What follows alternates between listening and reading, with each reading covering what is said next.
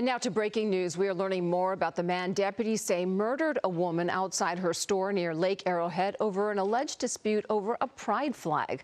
Deputies say the man, identified as 27-year-old Travis Ikaguchi, made disparaging remarks about the rainbow pride that was flying outside Laura Ann Carlton's clothing store and then shot and killed her on Friday. He was later killed in a confrontation with sheriff's deputies.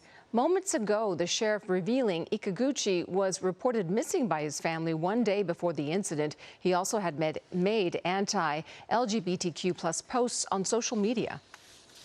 Investigators determined prior to the shooting that Ikaguchi tore down a pride or rainbow flag that was hanging in front of the Magpie store and yelled many homophobic slurs toward Carlton. Carlton, who worked at Magpie, confronted Ikaguchi, and during the confrontation, Ikaguchi shot and killed Carlton.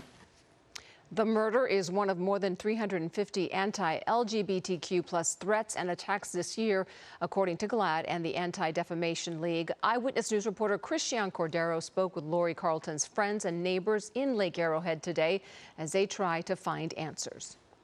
Around Lake Arrowhead today, the storm clouds have cleared, the sun has returned, and flowers are out in the worst way. It just hurts me to say murder because I eat here.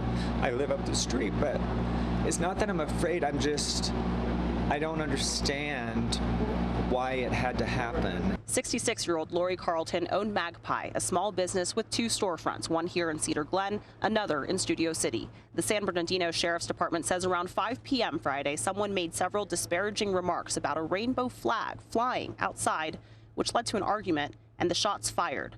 Wesley Lynn and Matthew Clevenger are part of Lake Arrowhead's LGBTQ+ community. They knew Lori as a friend and an ally. We don't really hear of cases like this so much, of allies getting killed for support. Even violence against allies. The violence took more than just a person. One by one, people showed up and reflected on the service-minded, community-oriented neighbor who, by all accounts, cared deeply for those who made this place home. Well, how do we move forward, with this undercurrent of hate having invaded or taken from us that sense of security and love and safety? So often in these kinds of tragedies, you hear people say, this kind of thing doesn't happen here. It's so quiet.